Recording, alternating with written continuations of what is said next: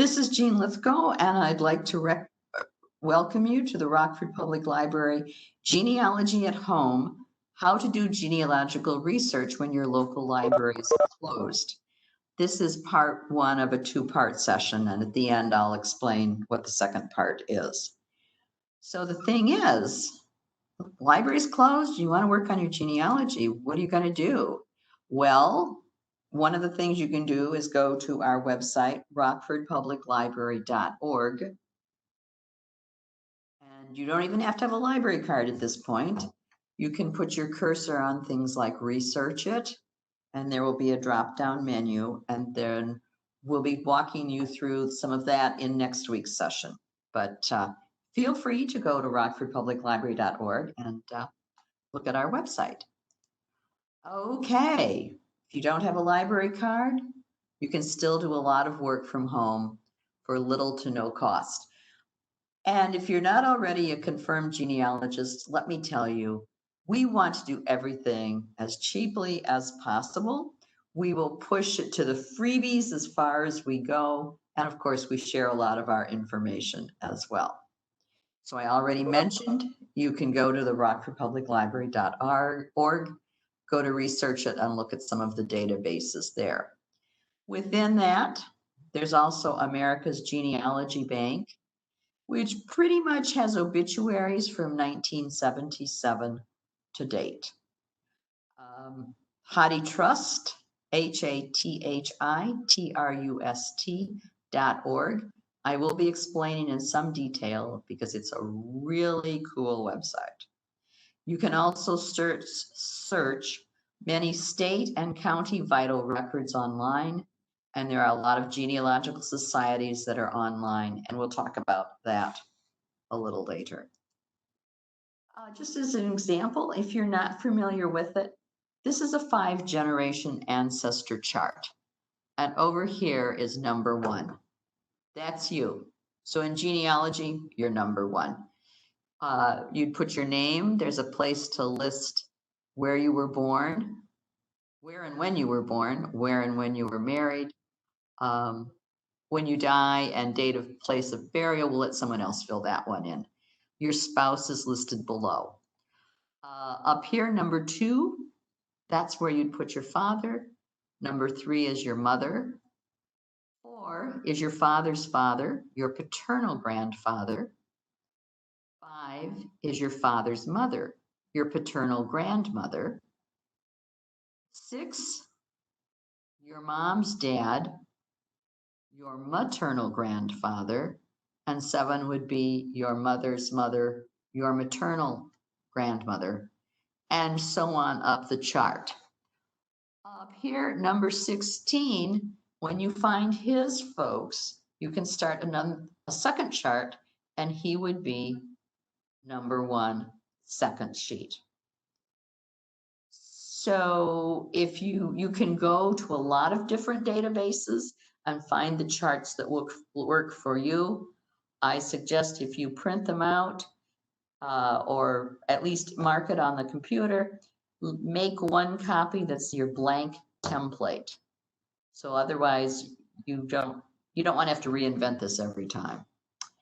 And this one is this is actually a family group sheet from Ancestry.com. And you can actually Google the different forms, and Ancestry is one of the free sites that will pop up for the forms. The first chart, what they call the pedigree chart, is just your direct lines going through. The family group sheets are very nice. It shows the husband, the wife, where and when they were married, born, where they were born. Sometimes they'll list other things such as occupation and space for the first 12 children. If they had more than 12 children, and some families did, you will need a second chart for them. Also, people died, divorced, and got remarried. You want a family group sheet for every couple, whether or not there were children from that union, because every couple is considered a family unit, And you would just add any children that go along with that. Okay, this is Hottie Trust, which is a wonderful website. Someone showed it to me a couple of years ago, and I've been telling a lot of people about it. HATHITRUST.org. The second H is silent because I understand that Hati is supposed to be the Hindu word for elephant, and there is the head of the elephant, because as we know, elephants never forget. Okay, this is a collection of books. Most of them are full text. They were digitized by Google, and they are from university collections. So I feel very comfortable recommending this site to you. I myself find it more comfortable and easier to use than Google Books, but that's just an individual thing. Okay. Say you wanted to search words within the books, and you can see the full text, full view only is already marked, and full text is over there. So the next screen, I've typed in some information. I wanted to find one of the historical biography county histories. I wanted it for Henry County, Illinois, and I wanted the one that Mr. Kiner wrote. So I've typed that in. I put Henry County, Illinois in parentheses because there are a lot of Henry counties out there, people, and we want to narrow it to Illinois. Then I would click on Search Hottie Trust. Okay, then I got 93 full text results. Page 1 listed 1 to 20. I only copied the first 4 entries. I want to show you a couple things here. First of all, they all say full view. Well, that's good. Now, as it happens, in 2001, they reprinted Kiner's book, but I want to go to the original one. So I'm going to go down here and I can click on volume 1 or volume 2 in the full text button. Then the next screen actually shows me the title page, History of Henry County, Illinois by Henry L. Kiner. Now, here's the magic. See up here in the right-hand corner where it says search in this text? I've already typed in the surname Withrow, and then I would click on the find button, and I get 24 results for the Withrow surname, and they show you different pages. This is the transcription. We're not all the way back to the original PDF, but we will be on the next screen. So I would click on, let's say I clicked on this one, and then I get the full text. I get the whole page. I copied part of it. Sam and Neely Withrow were the first settlers in Weller, that's Weller Township in Henry County. They settled at the east end of Red Oak Grove in 1836. Well, I'm real excited about this family and how they came by wagon from further south in Illinois up all the way to Henry County. And there's a cute story here about it's not politically correct, but a local group of Buck Indians came along and wanted to sleep by the fire. The women refused them because the men had gone off on a trip. And so they were okay, but it was a long night for them. Let's say I wanted to keep this page.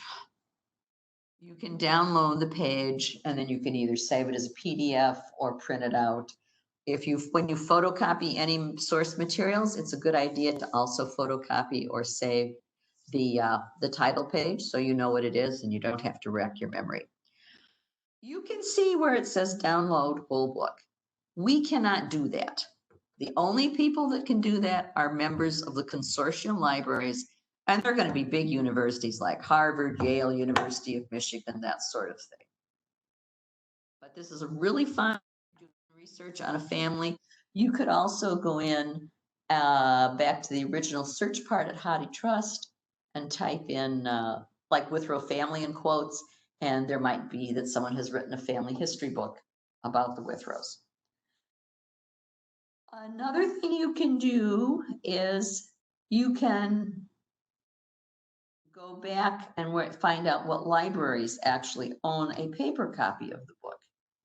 And sometimes this is especially helpful because the majority of the materials in here that are full text are those that are in public domain. That is, materials that were published before 1924, as of this year. Federal documents and state documents are not necessarily subject to that restriction. So you might go in there and find an agricultural report from, say, 1950. Well, that's okay, because these are federal and state documents. But if you find a library that has the book you want, when life returns a little more to normal, we will be able to place interlibrary loans again. Or you can go visit libraries that have the book, because that's fun too. Always call ahead, make sure their local history room is going to be open that day, and that you will be allowed to view the material, and whether or not there are any restrictions on making photocopies or using your cell phone camera. Most of the time there aren't, but it's best to check. Sometimes a book is far, far away and you know you're not going to go that far, and there's only one library that has the one copy, and no, they cannot lend it. That would be asking too much of them. And you don't know what pages might have your ancestors. So the book has an index. The catalog entry will tell you that. You can ask your local librarian to send an interlibrary loan request. Not yet, because we're not open. Asking for copies of the index for a specific surname, and they can send you the pages. Sometimes there's a charge, lots of times there is no charge. Then when you get the index, you make a second interlibrary loan request, asking for the specific pages on which your people are found. And they're usually pretty good at that. Rockford Public Library belongs to a consortium spelled LVIS, pronounced Elvis, stands for Libraries Very Interested in Sharing. And I believe that we can photocopy free of charge. I think it's 20 pages, depending, but sometimes you just have to do things more slowly through interlibrary loan, but it's a great service. Okay, another website is FamilySearch.org. This is the website for the Church of Latter-day Saints, and you can create a free account. Go in, they have library materials. They have a lot of materials online. They've put family trees online. They've put census reports online. So there's a lot of good stuff there. They would love to have you share your family tree with them. You should know that one of the tenets of their religion is that they like to seal all family members into their temple for all posterity, so everyone will be together in the different heavens. If you don't want to do that part of it, you don't have to. I just need you to be aware of that. Another website, local, the RegisterStars website, rrstar.com. Copied this one a few days ago.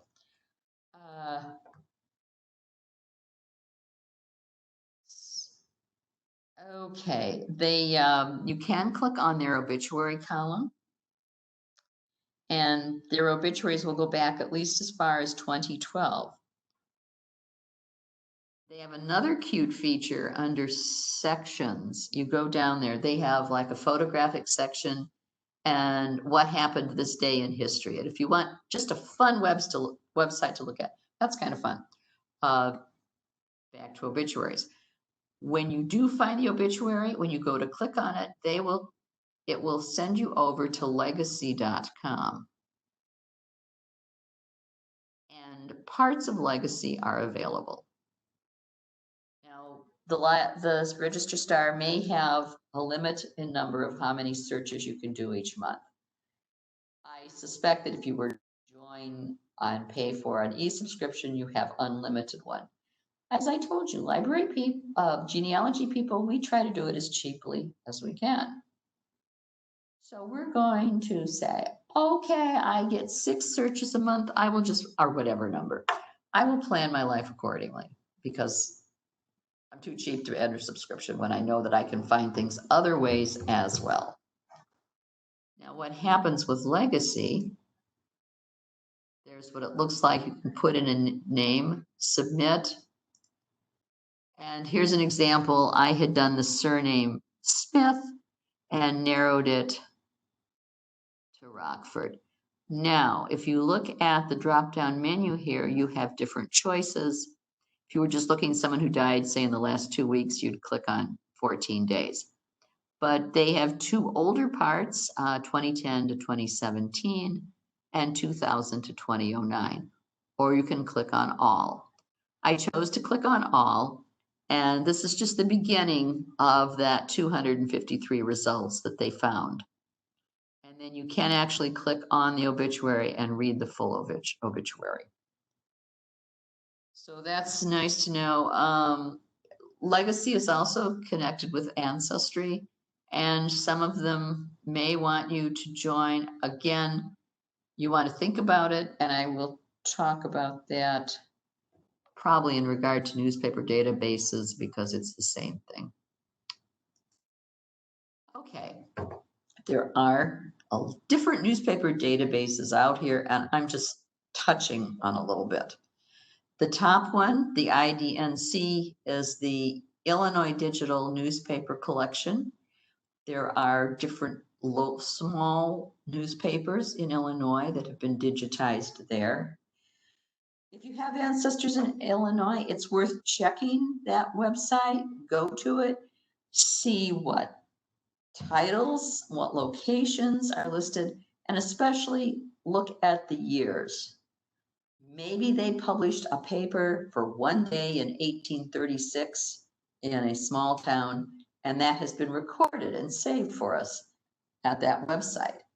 And maybe you'll get lucky and your ancestor drove to town that day with a pack of mules and they got loose downtown and it was terrible. We don't know. But you might find what you're looking for. Then there's also a paid website, newspapers.com, which is part of Ancestry. You can often go into any of these databases, see what the towns are, see what the names of the newspapers are, see what years they cover. If it's something that's useful to you, you might be interested in doing it. Same thing is true for Genealogy Bank. Now, a lot of these also have limited subscription. They call them free trials. What it is you enter it and you do have to give them your credit card number. And it's for a specific length of time, like 7 days. But you just looked at one of the databases and realized there's 150 years of newspapers and my people lived in that town for 100 of those years. I'm going to try my trial subscription. I'm going to pull down the shades, unplug the phone, and do nothing but research my ancestors for the next 7 days. You do need to be aware that they will be happy to bill you on day 8, so you can start with their subscription on a more permanent basis. So you may find that you want to cancel the day before. Or you may find that the subscription is maybe $60, $70 a year, and you go, this is a reasonable price and has a lot of the people and towns and locations I'm looking for. So you may go ahead and agree to the subscription. So you have choices. You can also go to specific libraries. I can tell you that the Geneseo, Illinois Public Library has free newspaper access to the Geneseo Republic. I don't even have to belong to the Geneseo Public Library. I can click in there and I can search and I can find some people that I'm looking for in there. So always remember to check libraries in the areas where your people lived because they have a lot of cool stuff. And that's one of the reasons libraries are so much fun. Okay. Google.com. You can look for people on Google.com. So just for fun, I looked up Hugh McGinty. Guess what? There are several Hugh McGinty's. There were at least two that lived in the middle 1800s. There's one that lived in the later 1800s. And there's a Hugh McGinty out there today, and no thank you, I don't want his cell phone. Okay, this Hugh McGinty, turns out, served in the 116th Pennsylvania Infantry during the Civil War and was born in Ireland. So a couple of things, just by Googling, I found this is going to be part of his service record. This is the envelope to his service record. If I wanted to search further, I could and see how far I can get. I might wind up having to go to other databases that charge money, and that's another story. And then I also Googled him, and this is actually from Google Books, and I clipped the part I needed. For once, Google Books was very good to me. Down here we have Hugh McGinty. He was a private. It gives the date he was enlisted, and for the muster date, he wasn't there to be mustered out. I don't know what Hugh was doing that day. Be fun to know, but at this point, I can't tell you. But there are different sources out there. Let's see, another one. This is a fun one. If you have a soldier or a sailor who served in the Civil War, you can go to the Soldier and Sailors database, which is from the National Park Service, actually. There's a lot of fun information there. It's a little bit limited, but it gives you some ideas. And so I went to this one and I pulled up Hugh again. And here we have a listing of Hugh McGinty's. Okay, they're all on the Union side, which would match. They're all from Pennsylvania, which would match. The top one shows the 116th, which would match. The second one shows is it the 85th or the 65th? It's the 85th. And the other, and then two more of the 116th and one of the 213th. If I were to do enough research, it's entirely possible I might find out that he was mainly in the 116th, which is what I have found in the past. But very often units were reorganized during the Civil War. Too many men in one unit had died. Too many men had died in the second unit. They would then combine the unit and use one of the names. And that's kind of standard throughout history. So you might say, what was my guy doing serving in 3 units? That's when you have to look up the history of the regiment and see if you find out that there was an amalgamation, which is what happens most of the time. Okay, another favorite website is the Office of the Illinois Secretary of State. We all know that Jesse White has been our Secretary of State for a long time.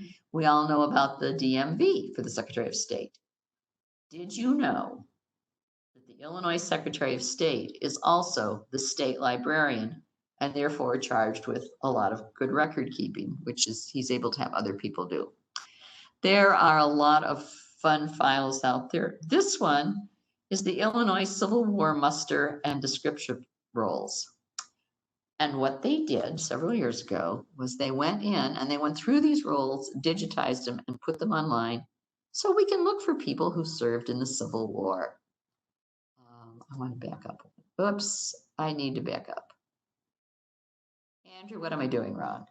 Oh, wait, I think I found it. Excuse me. Okay, sorry. All right, this is fun. I had typed in for fun James Potter, who was listed as a musician in the 74th Civil War, 74th Infantry. He was from Guilford Township. The 74th was one of the units that started out here at Camp Fuller, up where Churchill's Grove is today. And these are interesting because we've got James' name, middle initial H.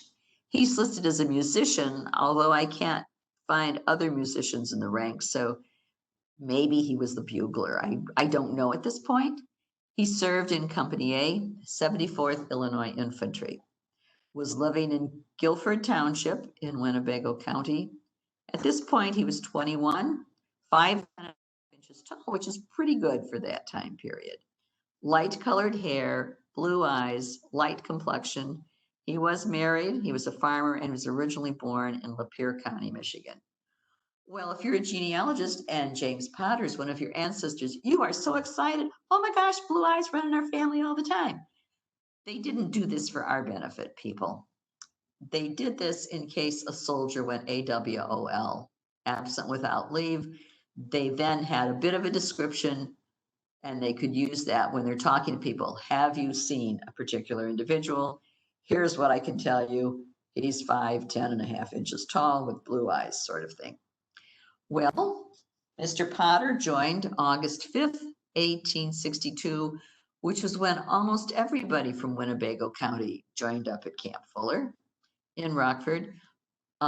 T.J.L. Remington was the man who enlisted him.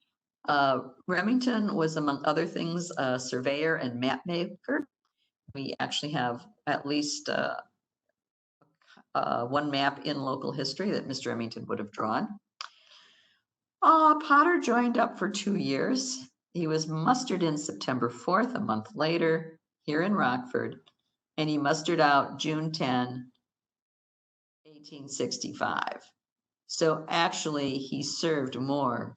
Oh, it is 3 years. He served for 3 years, and he was mustered out at Nashville, Tennessee, by Captain Chickering, who mustered a lot of people out. If you were to search the 74th by company, you'd probably find a lot of Winnebago County guys. There were other units that came in and trained at Camp Fuller. There was a company from Joe Davies that came in on the train, and there's a lot of good stuff in the newspapers that talks about them. Okay, if you're working on your family history, get a library card. You want to get your library card at your local library. That is where you pay your local taxes. If you're not sure, look on your tax bill, and there'll be a line, whether you're in the Rockford Public Library System, Cherry Valley, North Suburban, whatever. If you are one of those unfortunate people who do not fall into a library district in Winnebago County, I want to remind you that because you pay taxes to support Rock Valley College, and this is for people living in Winnebago, Boone, and Ogle counties, you can get a library card at Rock Valley College. No, I'm sorry, you can't use it in the library systems, public library systems. But they do offer interlibrary loan service, and they do have some good materials. So that's one thing you can do. A lot of different places you can get a reciprocal card. So for example, if I wanted, when everything's open again, if I wanted to go up and borrow a book from Love's Park, I can present my Rockford library card and they'll put me in their system. Sometimes it's only for a year, sometimes it's longer. They may call your local library system and say, are you a library patron in good standing? And of course, we all are, or we should be. So get the ones you can, gives you good access. The internet is a great source, but more than likely it will not have your complete family history already done for you in its entirety. And furthermore, any of the sources you use, if someone else has a family history out there, no one else is out there checking their material to see if they've done it correctly. There is no great genealogist, no great librarian in the sky who's saying, you know, this one entry for John Smith says he was born in 1862 and married in 1862. There's obviously an error there. Even European nobility and monarchies did not marry their kids off the day they were born. So if you don't find you're looking for at your local library, look around. There may be another one nearby. You can always go to other libraries with or without a library card and get started and do work. We are always willing to help you, but we probably can't give you the whole day to help you with all your research. Plus, it's much more fun to be an independent researcher and library user. It's nice when some people can help you to get started, but the thrill of going, oh my gosh, that's my answer there. Nothing will top that ever. Sign up for genealogical and historical societies. where your ancestors lived, and lots of them allow a free lookup. It's nice to support them. You can certainly join your local genealogical and historical societies to help support them as well. There are also libraries and courthouse websites. If you're looking for birth, death, and marriage records, actually start with your library first. They might have some of what you need. I can tell you we have some of the birth, death, and marriage forms online for Winnebago County. The older ones, like marriages 1836 to about 1939, births and deaths in Illinois began to be kept by the counties in 1877. So we have deaths 1877 to about 1961 or so, and births 1877 to about 1911, because there are privacy laws such as deaths, it has to be a minimum of 25 years, marriage is a minimum of 50 years, births a minimum of 100 years. So that's just some general stuff that applies for Illinois. It's probably going to be similar in a lot of the other states, and you get to learn the rules for the different states as you work on that. Any of the websites that offer you a free newsletter, please sign up for them. They will give you good information. In the case of some of the others, like Ancestry or Fold3 or genealogybank.com, one of the things the newsletters will tell you is, oh, we're going to have a free weekend, which means you can usually go in. Again, they're probably going to ask for your credit card number, but sometimes they're totally free.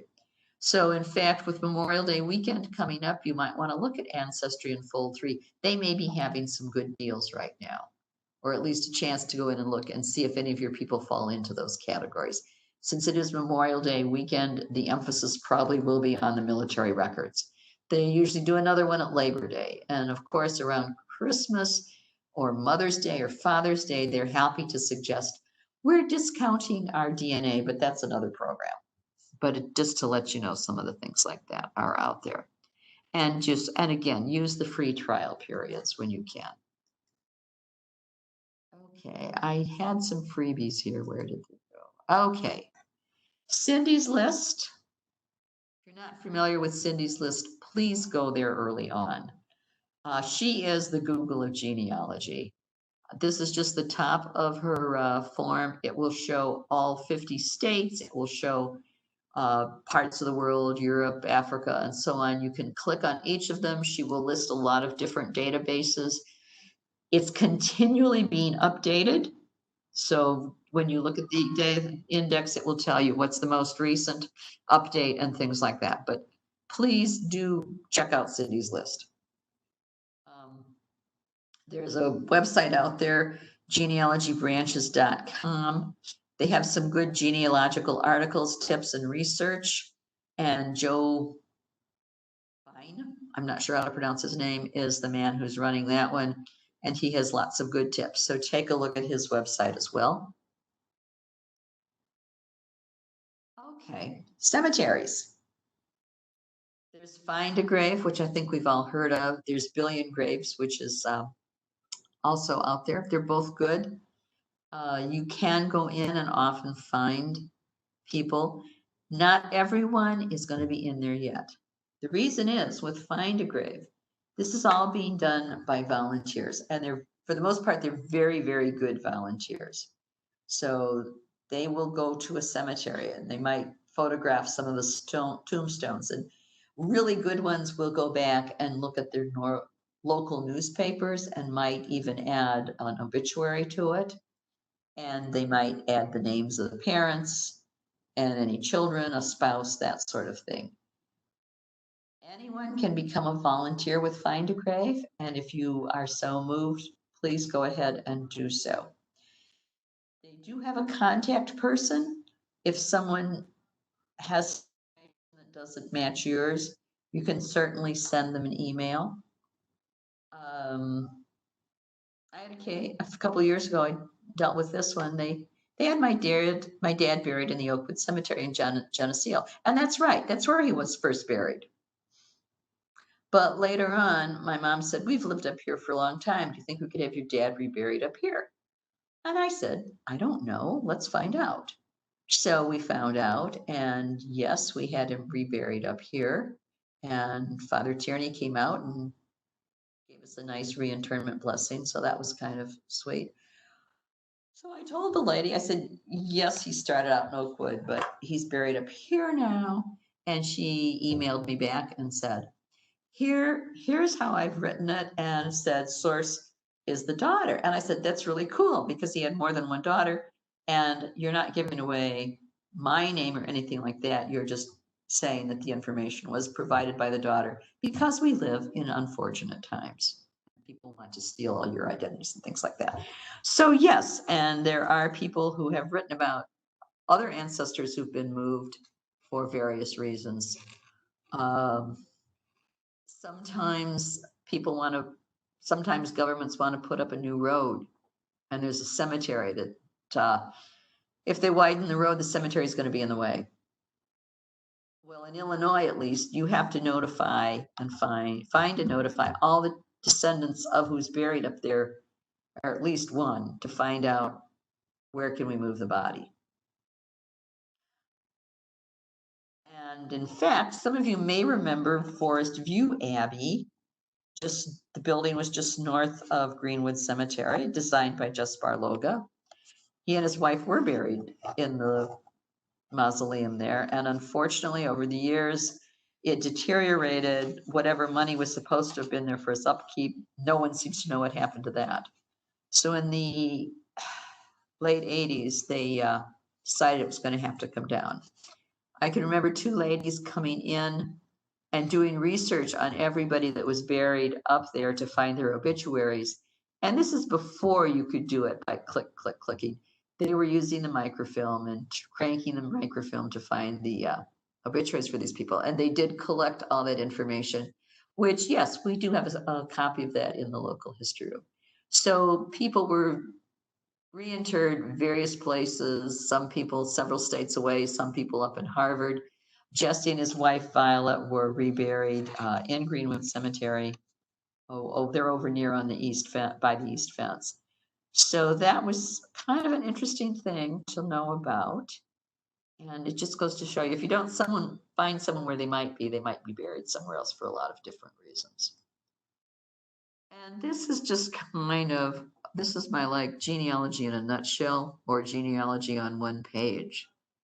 Start with yourself and write down where and when you were born, schooling, baptized, any religious services, married, etc. Do the same thing for your brother and sisters, your parents, your children. For family members who have died, include the date and location of death, funeral, memorial service, and where they were buried. Interview older family members and take notes, and if they're willing to be photographed, or if they'll accept cameras or whatever current technology they're comfortable with, get that done. And as technology changes, don't forget to update it. Please do that. We don't want to have things that are, all this information's on this disk and I can't get to this disk. Okay, if you're one of the older people, then you should be the one being interviewed. And then you can start comparing stories with the official documents. Work from what you do know to what you don't know. There are some great stories out there. A family asked a guy to research their Civil War ancestor. They were told he'd been a general. Well, the researcher found the information and had to go back and tell them, well, no, not exactly. The man went to boot camp, was injured, and discharged. So sorry. Okay, what happened? Where'd my screen go? I didn't touch anything. Yeah, bring your PowerPoint back up there. Just click. Yeah, click your PowerPoint back in. Share content. Yes. Okay, I think I've got it. I must have, I probably should have.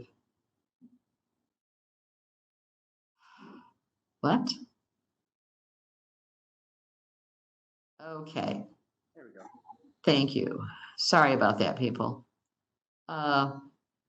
It's a good idea to read a history of the county when your ancestors lived. Why other books will talk about immigration, those are all good. And these are pretty much the basic things you'll want to look at, but there are other things out there as well. So at the courthouse, birth, death, and marriage records, land records, wills, adoptions, divorces, civil and criminal courts. And your person may not have been the criminal, your person may have been the victim. But I've had people say they've researched some of the divorce records and found them full of a lot of interesting information. Church records can include baptisms, confirmations, marriages, burials. Cemeteries, there's both burial records and tombstones, and the tombstones may or may not be accurate. And when you do contact people at the cemetery, do remember their principal job is to make sure that people are being buried in their cemetery in a timely manner. Most of them are wonderful people who are great to get back to you, but don't say, I need this information yesterday. You know, it's much better to say to them, when can you help me out with this question? Okay. And of course, public libraries who have wonderful databases, and that will be part of next week's talk. We have county histories, vital records indexes, family histories. People will do their research, write a family history, and many people do donate them to their local library. We have some cemetery books. We have census and census indexes. 1850 was the first year that the census listed everyone's name. So that was the first thing printed out, again, in pre-computer days. We have lots of old city directories and yearbooks, which are delightful to look at. Keep a record of what you're doing, what you're looking for, what you have and haven't found yet. There's a lot of good things done. And if you ever get to the point where you want to, be sure and write your book. I do want to thank you for joining us here for Genealogy from Home without a library card. I'm going to answer whatever questions I can in the remaining time. I do want to mention next Thursday, May 28th, from 12:30 to 1:30 on the next virtual Lunch and Learn, I will be talking about starting your genealogy from home using library databases. This is what you can do using your library card. If you don't yet have a library card, I'd like to encourage you to watch anyhow. It will give you some good tips, I think. If you have other questions, you can certainly email them to me. My email address is right there. Excuse me. Andrew, would you like to see if there's any questions? Thank you. Well, at this time, if you have questions for Z, please feel free to unmute yourself or utilize the chat feature and she'll do her best to answer.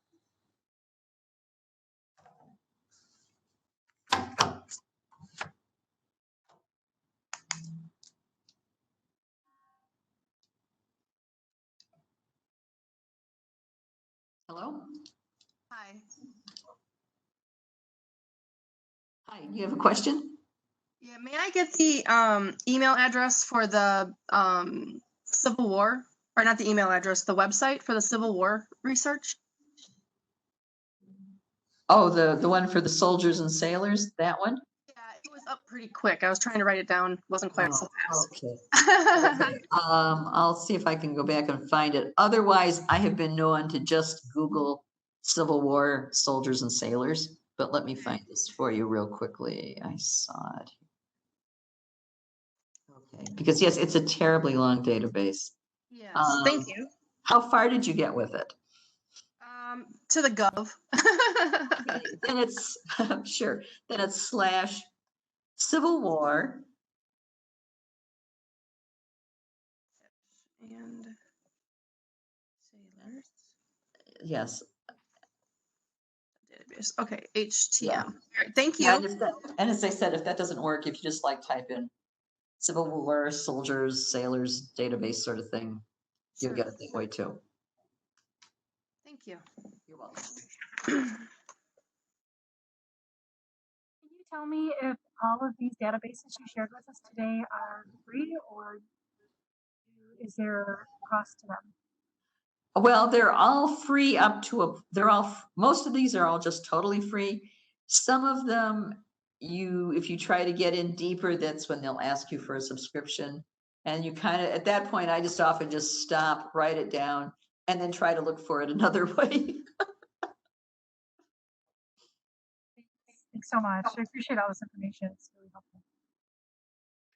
Could you go back to the page that had Cindy's list? There was another web page called General something, and I was writing that one down. Yeah, I think that was genealogy branches, but let me find it. Here we go. Okay, genealogybranches.com. Okay, that was it, branches. Yeah.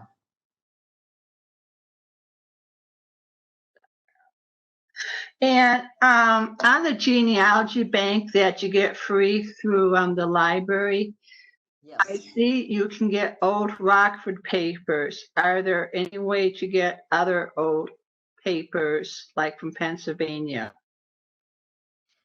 Not through our library websites, because the newspapers are terribly expensive. What I would do is you can go to like the newspapers.com and genealogybank.com, find the state, look for the city, and see what years are listed there. You can also go to the database worldcat.com and see what libraries might have material on that. But really, one of the best things too is to just check the library's website in that county, the main library, see if they have a local history section. If they do, you can find out if their library staff will do a research for you. Sometimes there's a charge for that, but you can at least find out, because the libraries are going to be the least expensive way to go. And who's got the Pecatonica in Cedarville papers? I haven't been able to find those. Well, we have an index for the Pecatonica news from about the 1870s to the early 1900s. We do not have the newspaper. I was under the impression that the Pecatonica library had that. Otherwise, check that Illinois newspaper digitization project that I talked about earlier. Okay. And double check worldcat.org to see what they have too. Okay. The same as Cedarville? I don't know who published Cedarville. Okay. That's all my questions. Okay, Diane.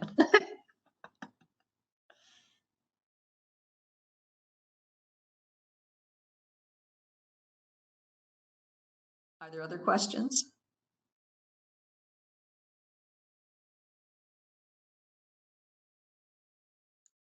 On the Hottie Trust, how is it that you search for like a family in a certain area? What is it? What would you put? Well, I would probably, on that very first search line, the longer one, I would probably put the surname of the family with the word family, and I'd put it in quotes. So I might put Withrow family in quotes. And if I got a lot of hits, then I would add a state to narrow it down. Okay. All right. Thank you. That's a new site for me, so I was excited to see that. You're going to have a lot of fun. Yes, I probably will. Thank you. You're welcome.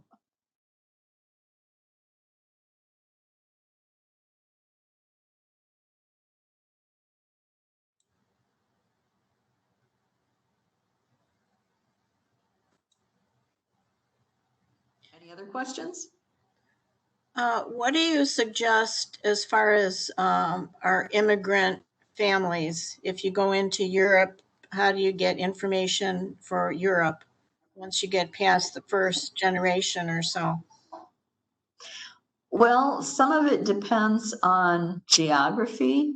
Angus Baxter has a nice book about different European countries. For example, if you had Irish ancestors, they tended not to move around. So if your person immigrated from, say, County Sligo, there's a good chance that you might still have ancestors in that county. In Germany, they didn't always move around a lot either. If you find some people in Germany, they suggest writing to the city hall, and you can just Google that for the town. And a lot of times at city hall, they will say, oh, yes, we recognize this surname, and they'll give the letter to whoever has that last name. And one person did that, and they said, the German family then sent the letter back and said, well, what took you so long to find us? So that was kind of cute. Otherwise, when I talk about Ancestry next week, they'll have a bunch of material too. It kind of varies from country to country. And even, when we are open again, I just want to remind people, if you don't have a library card, you can still come into the library and use our local history databases, which include Ancestry and on some of the others. So just because you can't do it right now doesn't mean you won't be able to later on. And there's a international phone website out there. I think it's it used to be infobell.com. And you can look up people's surnames in a variety of countries. I think Europe's probably the best represented, but they do have other parts of the world as well. So if you knew a town your ancestor came from, it would be worth typing in their last name just to see what happened. So what was that again? Info? I think it's infobell.com. Dell or Dell? BE1L. So it's infobel.com is what I'm remembering. Let me see if I can bring it up here. Well, some of them were Italy. Yeah. There's a lot of Rockford Italian immigrant background to get information from Italy. Yeah, I know we have a couple books in the collection. Mike Doyle did a couple editions of Italian immigrants. Las Casas did Nondamente Car. So that's a couple of things there. I just want to check this Infobell and see if I'm remembering correctly. See if I can find it. Yeah, it looks like it's the right one. It's come up in the French edition, so so a person could change it to the language they wanted. But yeah, that's still out there. That's good to know. If you know the town where they came from, whether it's, whatever part of Italy it would be, if you can't find the city hall, you should be able to find that online. You could also look for whatever churches would be in the area. You could probably do it in English. If your Italian's pretty good, I'd say send it in Italian. They're going to be more excited. They always appreciate if you make the effort to do things, even if you just say hello and goodbye and thank you in that language. They're great. Oh, they're Americans. They tried. That's so sweet. Okay. Okay. Did I see another question?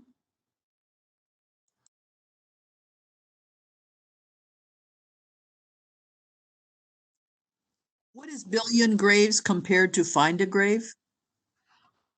I think at the minute it has more. I'm finding a lot of Europeans in there, which kind of surprised me, but was cool. So I would say check it out for other countries. Thanks. Okay.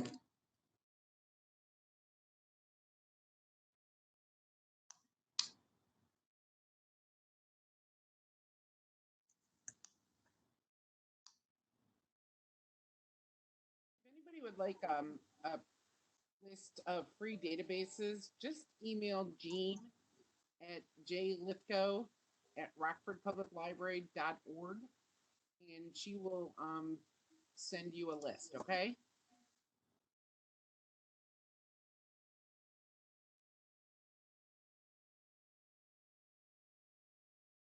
Yes, I'd be happy to do that.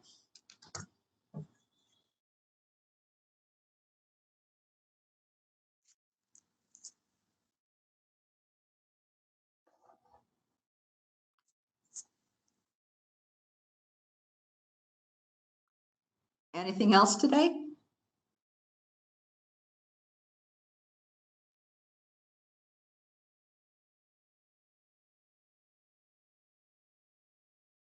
Not here. Thanks a lot, Jean. Oh, you're welcome, Lunel.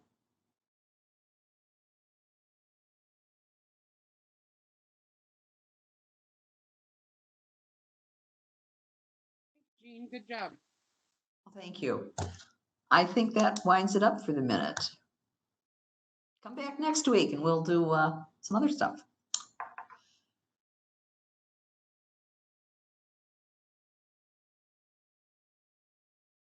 Thank you. You're welcome.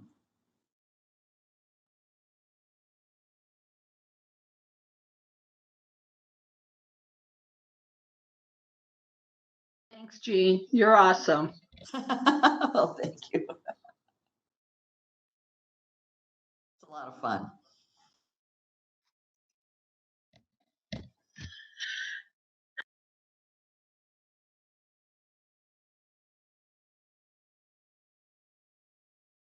Okay, well, I guess I'll say thank you all for coming, and I hope to visit with many of you next week, same time, same station, Thursday at 12:30. Thanks for everybody coming. Thank you.